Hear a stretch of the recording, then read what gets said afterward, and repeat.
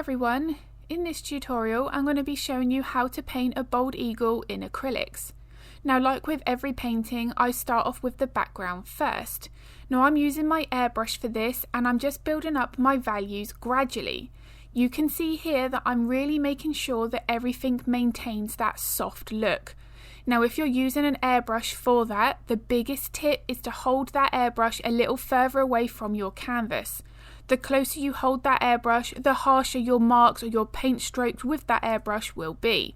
Now I do have a video here on YouTube and it's my top tips for using an airbrush, and it's perfect for anybody who's looking to start out with an airbrush, so I'll link that in the description if it's of interest. One other thing I would like to mention is I do have this available on my Patreon channel as a complete full-time tutorial. It's all uploaded in real time, so you actually get over 26 hours of in-depth footage. Now I have split that up into smaller manageable chunks, so it's a perfect one to follow along with, but it is just that I've wanted to create a painting here that's the most detailed and the most photorealistic that I've ever attempted so far. It's also a bigger painting than I would typically work, so therefore it just takes a little longer. But all of this is available on my Patreon channel and I will link that in the description below if it's of interest.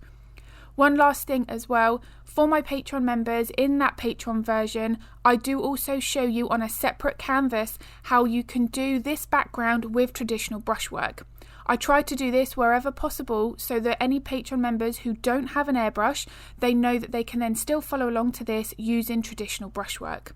So if that or any of my other slower tutorials on Patreon in pastels or acrylics are of interest, I'll link my Patreon in the description below. So I have sped this portion of the beak up even more because I do have this available here on YouTube with voiceover as a little tutorial there showing you how I layer that beak to create that texture and also that vibrant colour. So if you would like to see that there just as that dedicated portion, then I will link that in the description below as well. So onto the face. Now this here is where I want to build up a lot of my feather texture, but the most important thing here is don't jump into your details too early on. You can see here that I'm really working to build up a good base layer. Now in the corner here you can see that I've got a palette camera. This is something that I include on my Patreon tutorial so that members can see how I'm mixing the paint, how much colour I'm using at each time, and also how I'm loading up my brush, because how we put that paint on the brush will affect our brush strokes. The other thing that you can see in this palette cam is I've also got my water pot in view as well, and I think this is really important because how much water we add to our mixture is going to really affect, again, the type of brushstroke that we create depending on how thin or how thick that paint texture is. So all of this is included in that real-time tutorial. So when it comes to the feather texture here, the most important thing is try not to get too overwhelmed by each individual feather. You can see here that for my base layer, I'm really just trying to block in where my main lights and darks are, and I'm also working in fairly small sections. I certainly wanted to do this throughout the entire process here to make sure that I didn't become too overwhelmed. The last time I painted an eagle was a few years ago, and I did get quite stressed at trying to focus on the feather that I was painting. I've learned since then that it's not about that. I want to get for the general feel of the feather. I don't have to paint in every single one, but I do want to go for close. So there are a few coping techniques that I use here that I have explained in the real-time version of this tutorial so that we can stop ourselves from becoming too overwhelmed. It can really help when working on something like this. Once I've got my base layer in, I then always tidy up that layer with a layer of refinement before I think of any kind of detailed layers. This for me again helps to build up more depth, regardless of whatever it is that I'm painting, from fur to feathers. Once I've got this base layer in and I'm working with my blending techniques here, doing a little bit of wet on wet blending technique to get my edges nice and soft. This is going to help to build up the feather texture. If I have harsh start and stop points on my base layer foundation, it's going to create those harder ridges with the details as well, and I don't want that here. Although the feathers at the moment here are ruffled up, they have a lot of fluffier, like poofier texture. but I don't want there to be any harsh edges. So I have to make sure that I stop doing that at my base layer stage. Now again, just like with my base layers, my detailed layers are all about building it up gradually. I don't want to be jumping to my brightest value first. Now what a value is how light or how dark that colour is. So here for instance, I'm using quite a few blues within my grey so I can pull in some of that sky colour. This is going to help to merge the bird in with the background, because the reason for that is I've actually added a new background here. It was more of a green background in the original reference photo. So I wanted to create something unique for this painting and this tutorial, which is why I've added the sky and the mountains.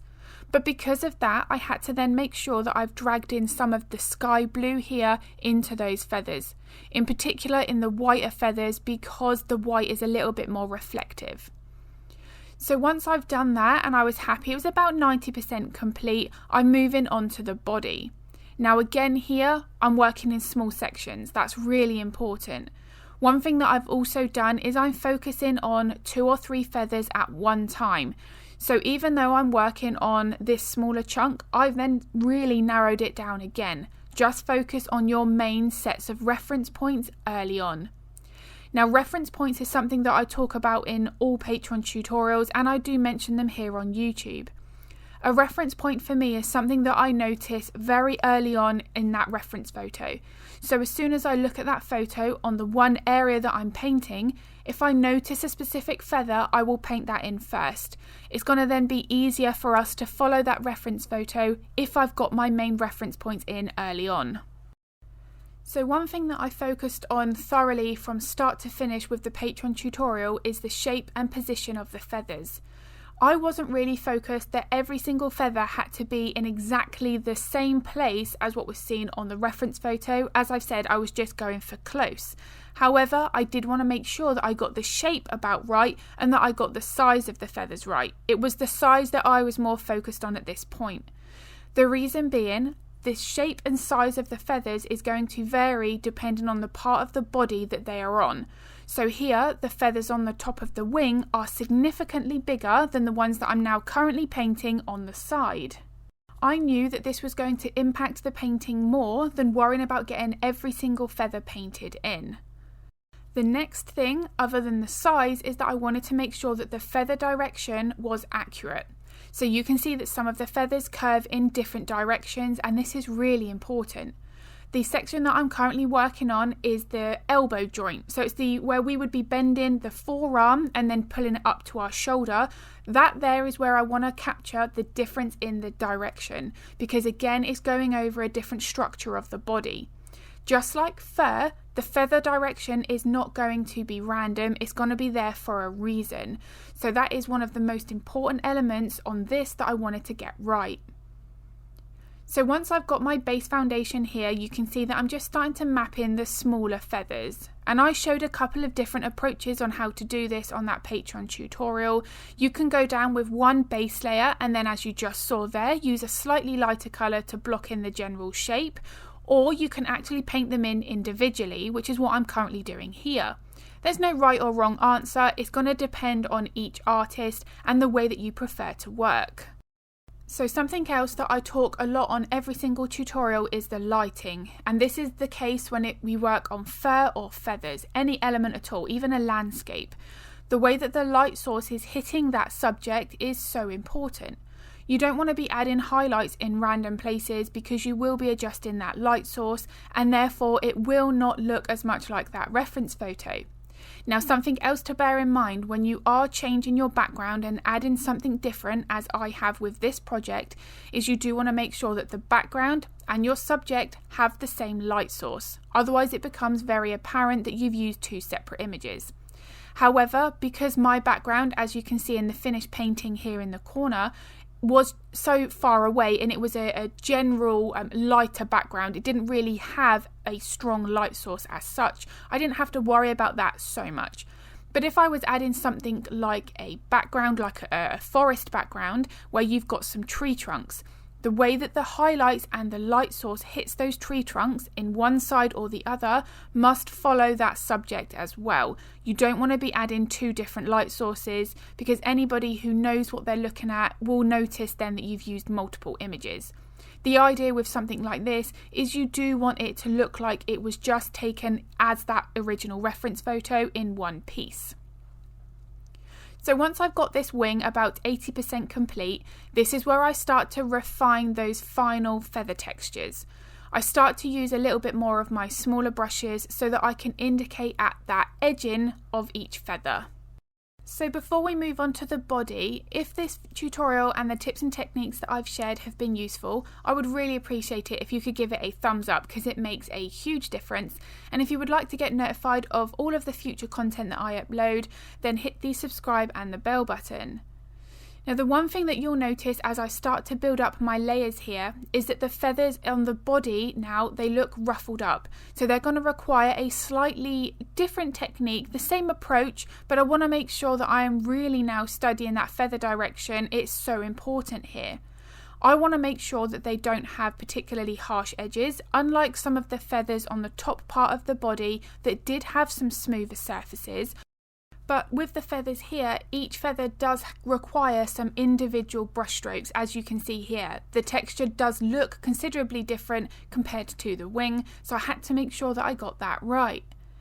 Now, the one thing that you're going to be noticing that I've used throughout this tutorial, but specifically on this section, is the use of glazes.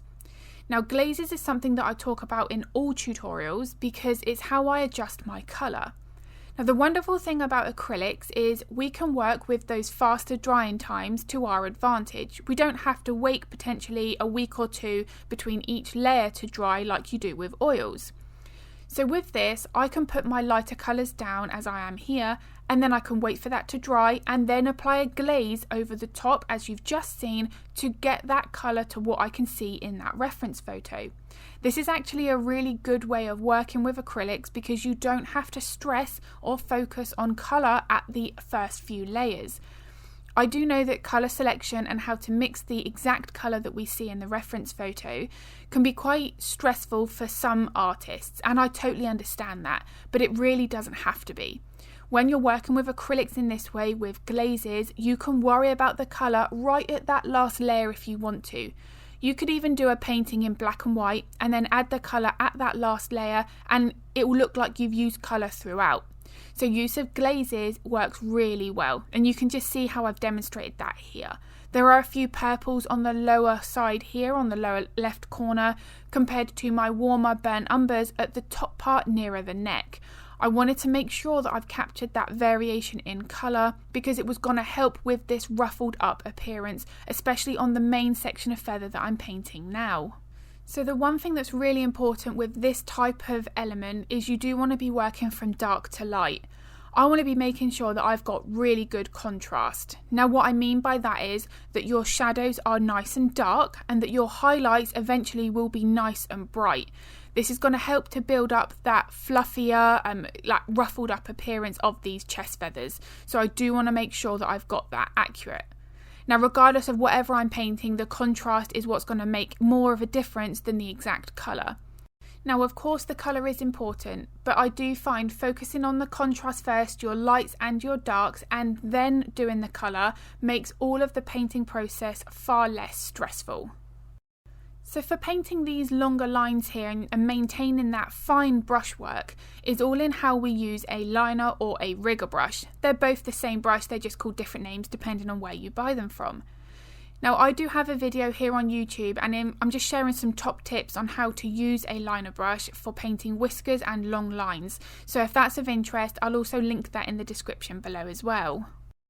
One big tip is if you've got a feather that overlaps another feather, make sure that you paint the one that is below it first, because that's going to help to build up more depth in the overall bird. Regardless of whatever bird it is that you're painting, whatever is overlapping does need to be left until your additional layer.